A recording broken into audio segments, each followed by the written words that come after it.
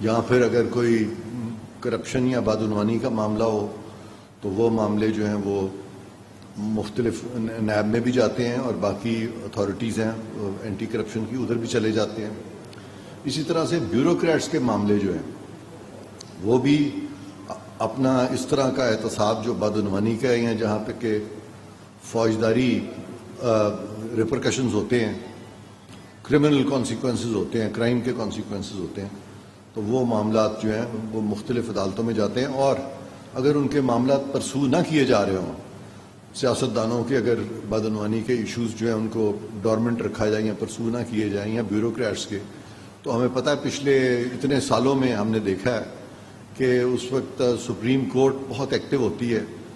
اور وہ پھر کہتی ہے کہ ان کے معاملات جو ہیں وہ بھجوائے جائیں نیب کو، اور نیب کو بھی پھر ڈائریکشنز دی جاتی ہیں، وزراء اعظم کے خلاف بھی دی جاتی ہیں، بیوروکریٹس کے خلاف، وزراء کے خلاف، کہ آپ ان کو چلائیں. تو لہٰذا اس بدعنوانی سے مبرہ کوئی بھی نہیں ہے. اگر کوئی کرتا ہے تو پھر وہ اس کو بھگتنا تو پڑے گا، اس کا احتساب ہوگا، اور ایک احتساب اکراس دا بورڈ ہے. لیکن کچھ معاملات ایسے ہیں کہ جج صاحبان جو ہیں انہوں نے کافی حد تک احتساب جو ہے وہ اپنے ہاتھ میں لیا ہوا ہے. وہاں پہ وہ خود احتسابی کرتے ہیں. اگر ہم انصاف کے تقاضوں کو سامنے رکھیں تو پھر اگر ججز اپنی خود احتسابی کرتے ہیں اور کوئی اور ادارہ ان کی احتساب نہیں کرتا یا کرنے نہیں دیتے، تو پھر باقی اداروں میں بھی پھر خود احتسابی ہونی چاہیے. پھر بیوروکریٹس جو ہیں وہ بھی خود احتسابی کر لیا کریں، اور جو ہمارے سیاستدان ہیں یا پارلیمنٹیرینز ہیں وہ بھی خود احتسابی کر لیا کریں. لیکن somehow ایسا ہوتا نہیں ہے. اور چونکہ انصاف کا ترازو اگر سامنے رکھیں اور آئین کے بہت ساری شقیں رکھیں جس میں خاص طور پہ ڈیو پروسیس شامل ہے، پرنسپل آف فیئر ٹرائل، یہ سب، اور یہ بھی کہا گیا کہ قانون جو ہے سب کو ایک ہی طرح سے اپلائی کرے گا اور کسی کو استثنا بھی نہیں ہے فرام کرمنل پروسیکیوشنز، تو somehow آج کے پاکستان میں میری کچھ تحفظات ہیں عدلیہ کے ڈیسیجن میکنگ میں، خاص طور پہ جہاں پہ کہ جج صاحبان کی جو مس کانڈکٹ کے زمرے میں جو چیزیں آتی ہیں، وہاں پہ جو انہوں نے سپریم جوڈیشل کاؤنسل بنائی ہے، سپریم جوڈیشل کاؤنسل تقریباً ایک ڈورمنٹ سی چیز ہو گئی ہے. ایک سابق چیف جسٹس کا معاملہ آیا سپریم کورٹ میں ایک پٹیشن میں، آرٹیکل 184(3) میں. یہ جج صاحب ہیں سابق چیف جسٹس ثاقب نثار صاحب، ان کا معاملہ آیا، اور جب وہ پہلے سپریم جوڈیشل کاؤنسل میں آیا تو انہوں نے کہا کہ جو جج ریٹائر ہو جاتے ہیں ان کے خلاف اب نہیں پروسیڈ کر سکتے، اور اس میں انہوں نے کہہ دیا کہ یہ معاملہ انفرکچس ہو گیا. اور جب اس پہ ایک پٹیشن فائل کی گئی لیٹلی، تو وہ پٹیشن بھی غالباً اس پہ کوئی فیصلہ صادر کر دیا ہے، لیکن ابھی ڈیٹیلڈ فیصلہ میری نظر سے نہیں گزرا. آئین میں اس بارے میں بالکل کوئی ایسا ابہام نہیں ہے. آئین میں صاف طور پہ لکھا ہوا ہے کہ کوئی بھی جج جو اپنی کیپیسٹی کھو جائے فیصلہ کرنے کی، یا کوئی اس کی کوئی مینٹل کنڈیشن ہو جائے یا کوئی اور پرابلم ہو جائے، تو وہ پھر سپریم جوڈیشل کاؤنسل اس کو اس منصب سے ہٹا سکتی ہے. اور دوسرا لکھا ہوا ہے کہ اگر وہ مس کانڈکٹ کا مرتکب پایا جائے تو پھر بھی اس کو اس کے منصب سے ہٹایا جا سکتا ہے، اور اس کے جتنے بھی پرکس وغیرہ ہیں سارے وہ ختم کیے جا سکتے ہیں. تو اس میں کوئی ایسا ایشو نہیں ہے. اور وہاں یہ تفریق نہیں کی گئی کہ اگر جج صاحب ریٹائر ہو جائیں یا سرونگ رہیں، پروسیڈنگز تو کسی وقت بھی ان کے خلاف ہو سکتی ہیں. اس طرح کی کوئی ممانعت آئین میں نہیں ہے، کیونکہ آئین میں جس چیز کو پنشیبل قرار دیا گیا ہے یا جس چیز کی وجہ سے ان کے پرکس اور سیلریز وغیرہ، پینشنز وغیرہ ختم ہو سکتی ہیں، وہ مس کانڈکٹ ہے جو انہوں نے اس وقت کیا تھا جب وہ جج تھے. تو اس میں صرف ایک ہی ٹیسٹ ہے، وہ یہ دیکھنا یہ ہے کہ جب وہ جج تھے تو کیا ان کے خلاف پروسیڈنگز ہو سکتی تھیں. تو اگر ہو سکتی تھی تو اس سے کوئی فرق نہیں پڑتا کہ وہ ریٹائر ہوئے ہیں یا نہیں ہوئے.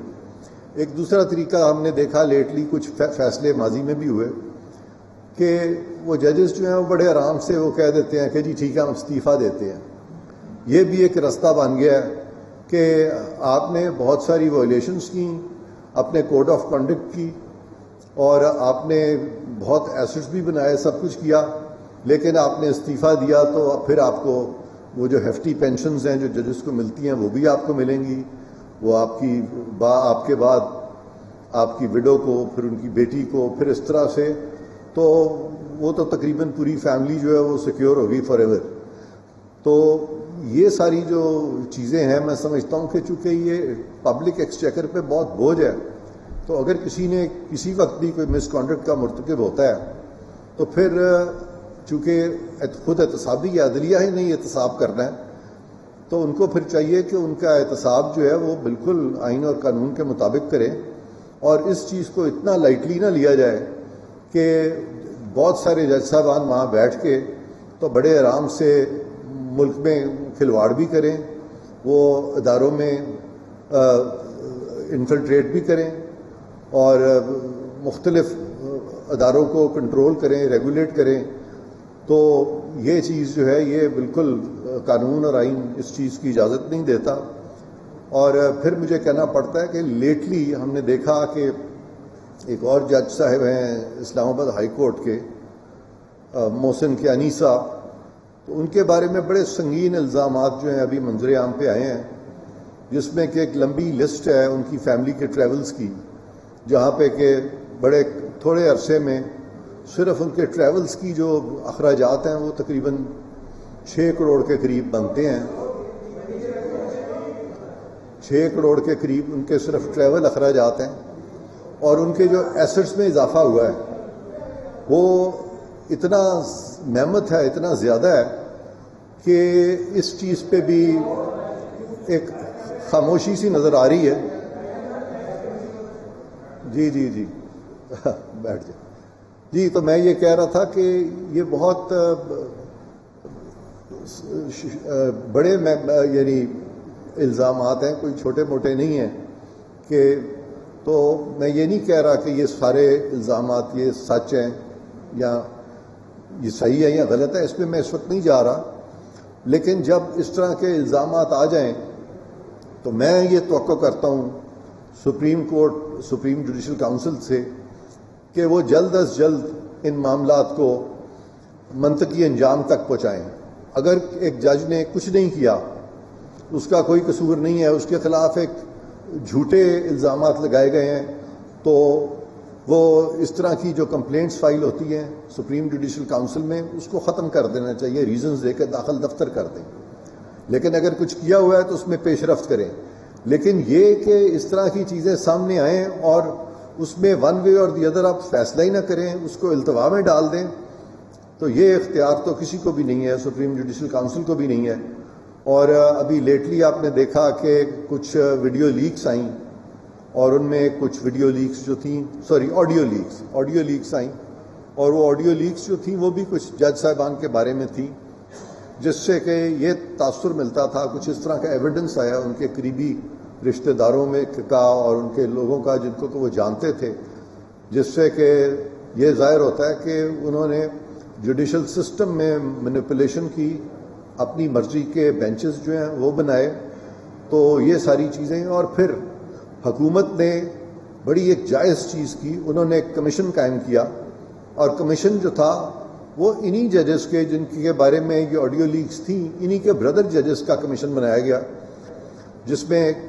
ایک سینئر موسٹ جج سپریم کورٹ کے ان کو شامل کیا گیا، 2 چیف جسٹسز جو ہیں وہ ہائی کورٹس کے ان کو شامل کیا گیا، لیکن اپنی مرضی کے بینچز بنا کے تو وہ کمیشن جو ہے اس کو بھی خیر سے غیر فعال کر دیا گیا۔ تو اگر اسی طرح سے آئندہ ہم نے اپنا نظام چلانا ہے تو کیا ہم ملک کو انارکی کی طرف دھکیلنا چاہتے ہیں؟ کیونکہ جیسے میں نے کہا کہ احتساب سے تو کوئی مبرہ نہیں ہے، کسی کو استثناء حاصل نہیں ہے۔ کرپشن اگر کوئی کرتا ہے تو کرمنالٹی سے کسی کو استثناء حاصل نہیں ہے۔ میں پھر رپیٹ کروں گا کہ بیوروکریٹس کو اس طرح کا کوئی استثناء نہیں ہے، بڑے سے بڑا عہدے دار جو ہے اس کو بھی استثناء نہیں ہے، ماں سوائے صدر کے اور گورنرز کے، وہ بھی تب تک جب تک کہ وہ اپنے عہدے پہ ہیں، جس وقت وہ اپنے عہدے پہ نہیں رہیں گے وہ بھی ٹرائی ہو سکتے ہیں۔ اور اب رہا بات افواج پاکستان کی، تو افواج پاکستان میں آپ نے دیکھا کہ انہوں نے اپنے بہت سے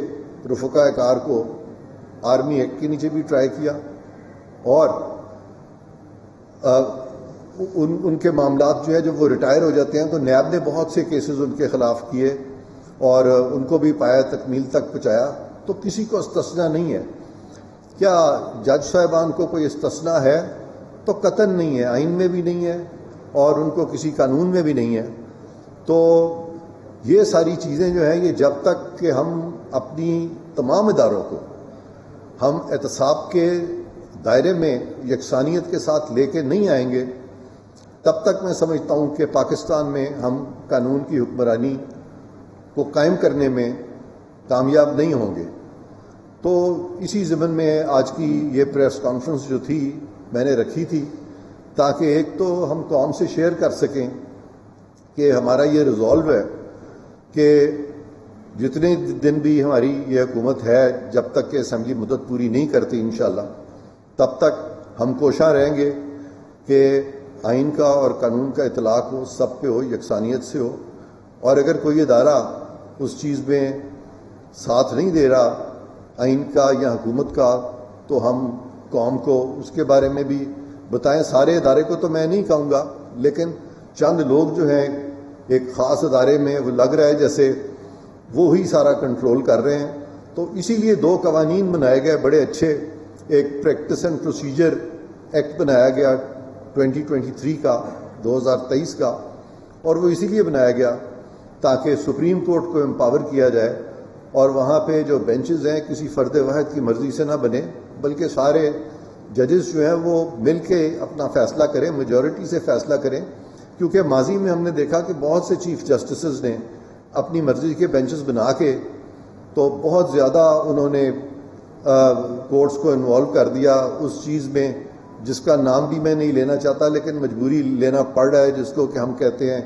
جوڈیشلائزیشن آف پالیٹکس یا پولیٹیکل انجینئرنگ۔ تو ہمیں بالکل اس چیز کو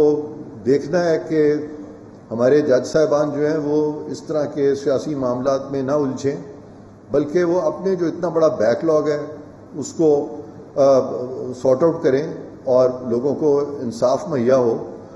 اور اسی لیے یہ اچھے قانون بنائے گئے۔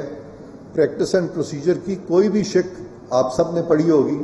اس پہ بھی آپ مجھ سے سوال کر سکتے ہیں۔ کسی ایک شک میں بھی کوئی ایسی چیز نہیں ہے جو کہ آئین کی کسی شک سے متصادم ہو۔ اور یہ جو ریویو کا جو قانون آیا ہے جس پہ کہ بہت ہیئر سپلٹنگ ہو رہی ہے، اس پہ بھی میرے بہت تحفظات ہیں، کیونکہ آپ دیکھیں کہ آرٹیکل 184(3) میں جب سپریم کورٹ فیصلے کر دیتی ہے تو بہت سے لوگ جو پارٹی نہیں ہوتے اس میں یا جن کے خلاف فیصلے ہو جاتے ہیں ان کو کوئی رائٹ آف اپیل ہی نہیں ہے۔ تو یہ 184(3) کی حد تک یہاں پہ لفظ ریویو کا بھی لگایا گیا، اپیل کا بھی لگایا گیا، اس میں ایک ہیئر سپلٹنگ شروع ہوئی اور وہاں پہ امپریشن یہ دیا گیا جیسے کہ خدا نہ خواستہ یہ قانون جو پارلیمان نے بنایا یہ تصادم کا شکار ہو گیا آئین کے ساتھ۔ تو ساری دنیا کی عدالتیں جب بھی کوئی قانون پارلیمان بناتی ہے تو وہ اس چیز کو ملحوظ خاطر رکھتے ہیں کہ یہ قانون جو ہے حتی الامکان کوشش کرتے ہیں کہ اس کو ریکنسائل کریں آئین کے ساتھ۔ پہلی کوشش یہ ہوتی ہے کہ اس میں کوئی انکنسسٹنسی نہیں ہے، اس میں کوئی تضاد نہیں ہے، کوشش کی جاتی ہے۔ لیکن یہاں جب کیس شروع ہوتے ہیں تو کوشش یہ کی جاتی ہے کہ جی اس میں تو بہت تضاد ہو گیا کہ وہاں لفظ اپیل ہے، وہاں لفظ ریویو لکھا ہے، یہاں آپ اس کو اپیل میں کنورٹ کر رہے ہیں۔ تو